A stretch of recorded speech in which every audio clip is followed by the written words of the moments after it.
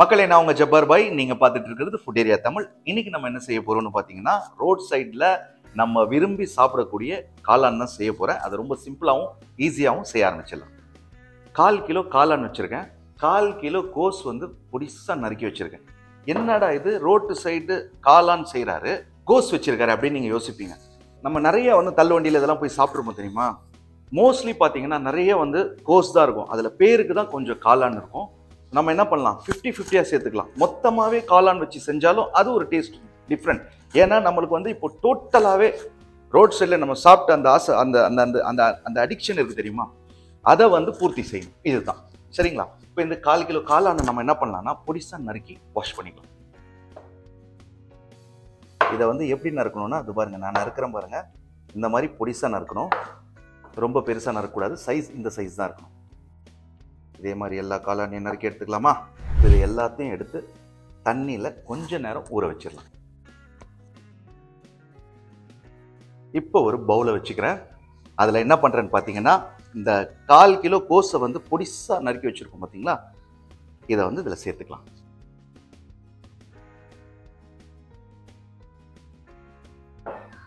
இப்போ இதில் பார்த்தீங்கன்னா ஒரு 1/2 டேபிள் ஸ்பூனுக்கு சால்ட் சேர்க்குறேன். சேர்த்துட்டு நல்லா பிசைகிறேன். ஏன்னா இதை நல்லா சாஃப்ட் ஆக்குறோம்.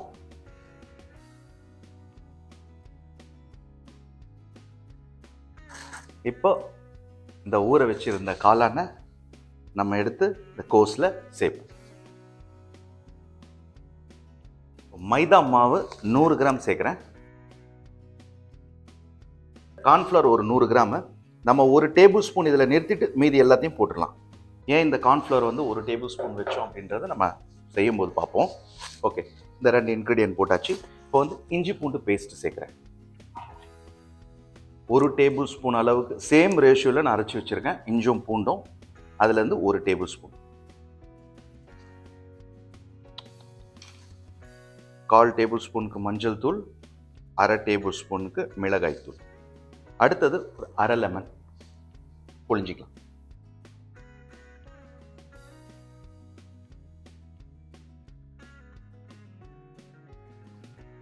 மொத்தமாக சேர்த்து பிசைஞ்சிக்கலாம்.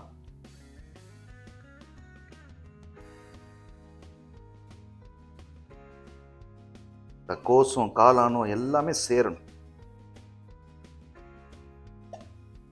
மொத்தமாக பிசைஞ்சோம். லேசாக தண்ணி, இது பாருங்க, கையில் ஒரு குழி, அவ்வளோதான்.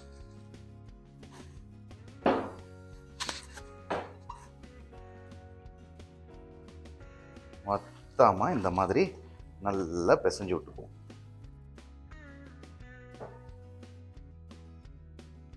இப்போ இது பார்த்தீங்களா, மொத்தமாக ஒரு டோ நல்லா வந்து இது பாருங்க, இந்த மாதிரி இருக்கணும், மாவு மாதிரி.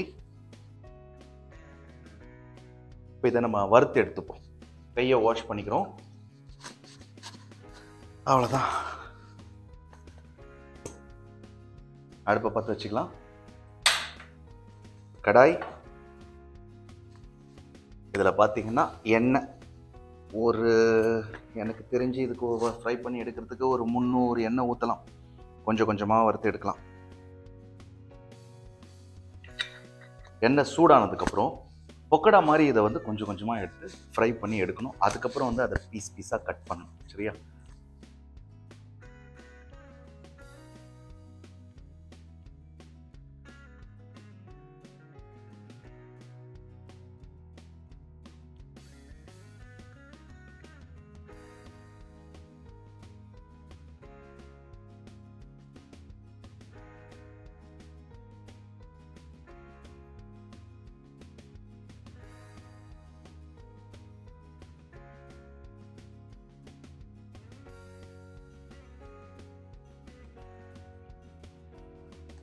இப்போ இந்த மாதிரி வரும்போது நம்ம எடுத்துடலாம். இந்த கலரில் மாறும்போது இது பாருங்க.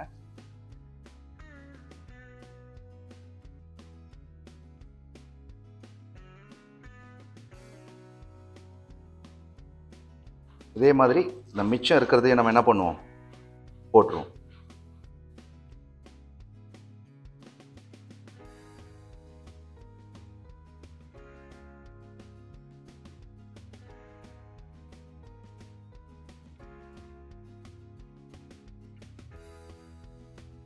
இன்னொரு ரவுண்டும் முடிஞ்சிருச்சு. இப்போ நம்ம என்ன பண்ணுவோம், அடுப்பை அணைச்சிருவோம். இப்போ இந்த ஆயிலை நம்ம என்ன பண்ணுவோம்னா ஒரு பவுலில் மாற்றிடுவோம். ஒரு 50 கிராம் ஆயில் மட்டும் நம்ம நிறுத்திப்போம்.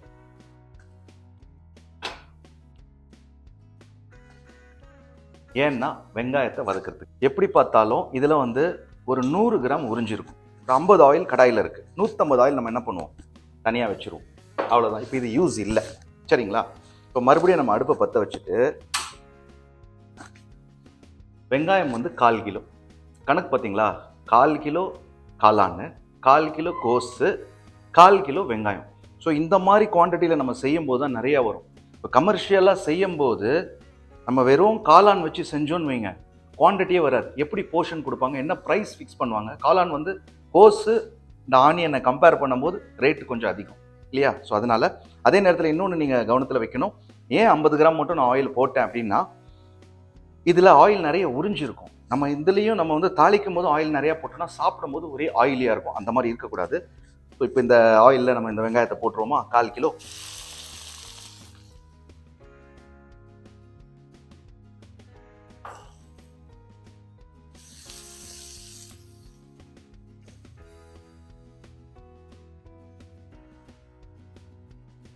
இப்போ இந்த வெங்காயத்தை பார்த்தீங்கன்னா ரொம்ப சிவக்க விடக்கூடாது, சும்மா இதை வந்து சாஃப்ட் ஆக்கணும், அவ்வளோதான்.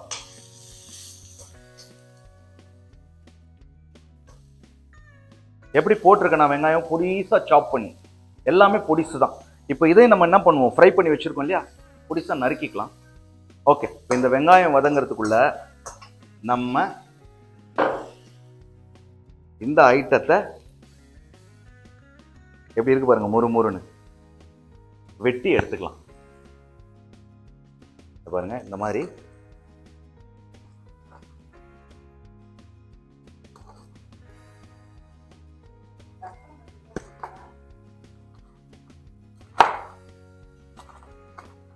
பாருங்க நல்ல கிறிஸ்பியா இருக்கு பாத்தீங்களா? ஃபர்ஸ்ட் இவரை கிறிஸ்பி ஆக்கணும், அதுக்கப்புறம் இவரை சாஃப்ட் ஆக்கணும். 2 வேலை.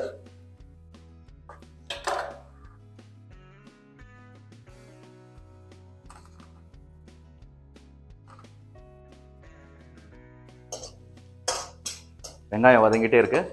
அதுக்குள்ளே நம்ம என்ன பண்ணோம், நம்மளுடைய காளான் பொடிசாக கட் பண்ணி வச்சுட்டோம். இப்போ இந்த நேரத்தில் நம்ம என்ன பண்ணோம்னா ஒரு 5 கருவேப்பிலை இலையை வச்சுருக்கேன், 2 பச்சை மிளகாய் வச்சுருக்கேன். இதை கட் பண்ணி இந்த ஆனியனில் சேர்க்கணும். கருவேப்பிலையும் இந்த மாதிரி பொடிசாக வெட்டிக்கோங்க.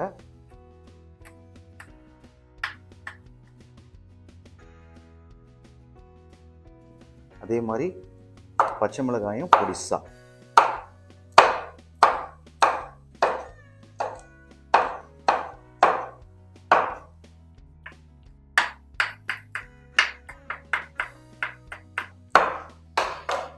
மொத்தத்தையும் எடுத்து அப்படியே இந்த கடாயில் போடுவோம்.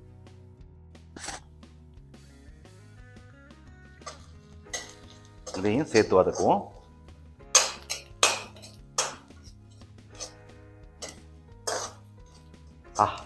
இந்த மாதிரி ஒரு ஃப்ளேவர். நம்ம வந்து இந்த ரோட்டு கடை காளான் சாப்பிட்ணுன்னா இதெல்லாம் பண்ணி தான் ஆகணும், அப்போ தான் அந்த டேஸ்ட்க்கு வரும்.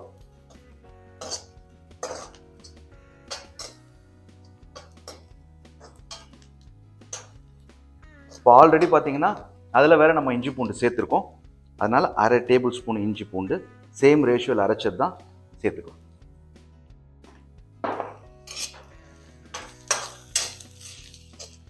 ஆஹா, என்ன ஒரு மனம் டேங்கப்பா! கருவேப்பிலை, பச்சை மிளகா, இந்த இஞ்சி பூண்டு பேஸ்ட், இது 3மே சேர்ந்தாலே ஒரு அபார மனம்தான். இப்போ இந்த நேரத்தில் நான் என்ன பண்ணுறேன்னு பார்த்தீங்கன்னா ஒரு 10 பல்லு பூண்டு பொடிசாக நறுக்கி வச்சுருக்கேன். இப்போ இந்த பூண்டை போட்டு ஒரு 1 நிமிஷத்துக்கு வதக்குறோன்னு வைங்க. வதக்குறோம் இல்லை, வதக்கிட்டோம். லேசாக கொத்தமல்லி,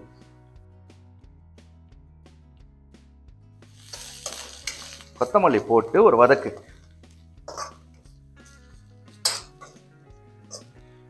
அவ்வளோதான், கையோட தக்காளி பேஸ்ட் சேர்த்துருவோம். ஒரே ஒரு தக்காளி, இது பாருங்க இந்த மாதிரி பேஸ்ட்.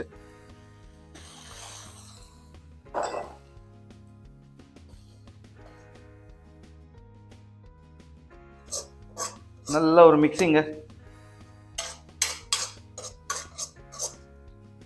கரம் மசாலா பவுடர் 1/4 டேபிள் ஸ்பூன்,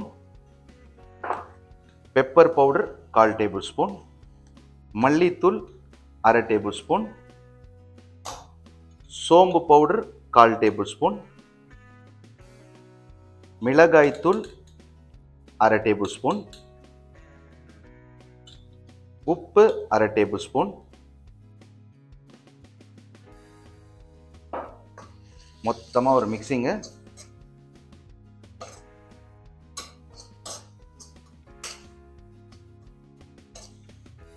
சோம்பு பவுடர் வந்து மஸ்டா சேர்த்துக்கோங்க.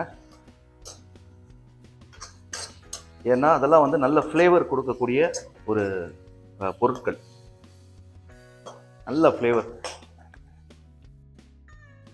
இப்போ பார்த்தீங்கன்னா அடுத்தது ஒரு 3 ஐட்டம் போடுவோம். Soya sauce 1 table spoon, tomato catch-up 1 table spoon, green chilli sauce 1 table spoon. இந்த கிரீன் சில்லி சாஸ் எப்படி செய்யணும் அப்படின்னு சொல்லிட்டு நம்ம சேனல் இதுக்கு முன்னாடி போன வீடியோவில் வந்து நான் போட்டிருக்கேன், அதை பார்த்துக்கோங்க. அதே நேரத்தில் நம்ம சேனலில் வந்து ஹோம்மேடு மேகி மசாலா பவுடர் எப்படி செய்யணும்னு நான் அதில் வீடியோ ஒன்று செஞ்சு போட்டிருக்கேன். அப்புறம் பார்த்தீங்கன்னா ஸ்வீட் சில்லி சாஸ், அப்புறம் பெரி பெரி பவுடர், இதெல்லாமே வந்து நம்ம சேனலில் வந்து இருக்குது. நீங்கள் அதெல்லாம் வந்து கொஞ்சம் கொஞ்சமாக ரெடி பண்ணி வச்சுக்கிட்டீங்கன்னு வைங்க, யூஸ்ஃபுல்லாக இருக்கும்.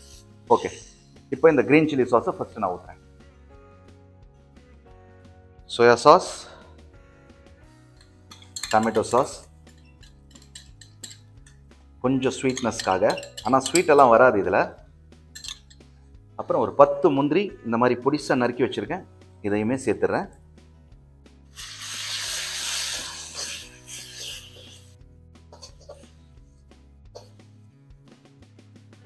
அவ்வளோதான், போட வேண்டியது எல்லாமே போட்டாச்சு. அருமையாக இருக்கும். ஏன் முந்திரி போட்டேன் அப்படின்னா, சாப்பிடும்போது திகட்டும். நீங்கள் பார்த்துருக்கீங்களா? அது என்ன பண்ணுவாங்கன்னா முந்திரியை அரைச்சி அதில் கொஞ்சம் சேர்ப்பாங்க. ஸோ நான் என்ன பண்ணேன்னா பீஸாக கட் பண்ணி போட்டேன். இப்போ நம்ம இதில் தண்ணி ஒரு 1/2 லிட்டர் சேர்த்துக்கலாம்.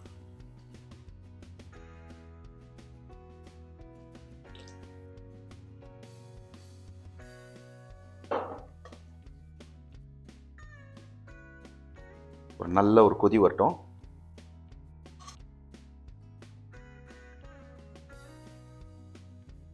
கொதி வருது. நம்ம ஆல்ரெடி என்ன பண்ணோம்னா தக்காளி அந்த பேஸ்டெல்லாம் வந்து நல்லா மசிச்சுட்டோம். அந்த இஞ்சி பூண்டெல்லாம் போட்டு நல்லா நம்ம என்ன பண்ணோம், கொதிக்க வச்சோம். அதுக்கப்புறம் தான் நம்ம தண்ணி ஊற்றிருக்கோம். தண்ணி இந்த மாதிரி கொதி வரும்போது இந்த ஃப்ரை பண்ணி வச்சுருக்கிற காளானை இதில் சேர்த்துடணும்.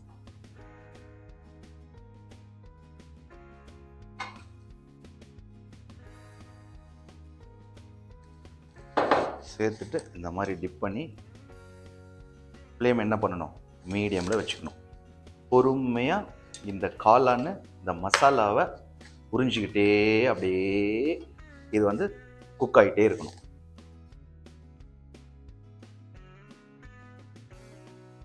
அவ்வளோதான். இதை வந்து நம்ம ஒரு 5 மினிட்ஸ் விட்டோம்.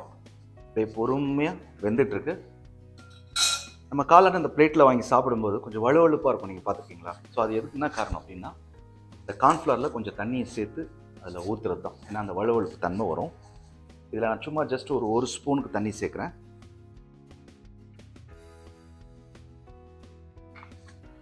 ஒன்றும் இல்லை, ஒரு 2 ஸ்பூன் கூட சேர்த்துக்கலாம். ஓகே, இப்போ பாருங்கள், இதை வந்து நான் மிக்ஸ் பண்ணுறேன்.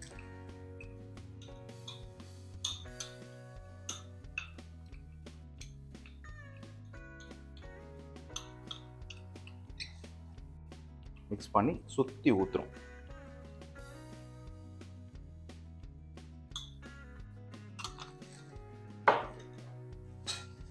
அவ்வளோதான் ஒரு மிக்சிங்.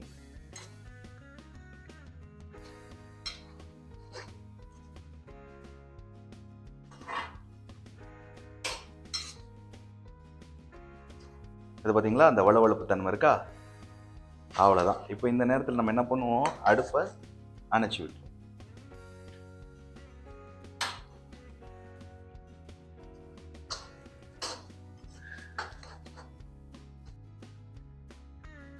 சர்வ் பண்ணலாமா?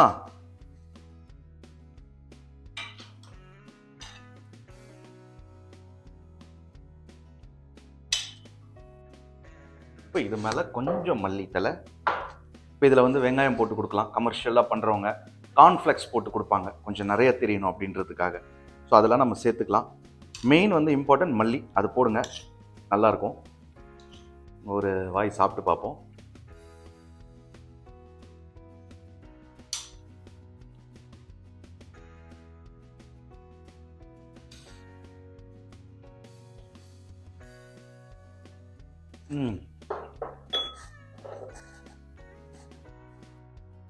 நம்ம எப்படி அந்த ரோடு கடைங்களை போய் சாப்பிடுவோமோ அதே டேஸ்ட், அதே ஃப்ளேவர், அதே ஒரு சந்தோஷம்.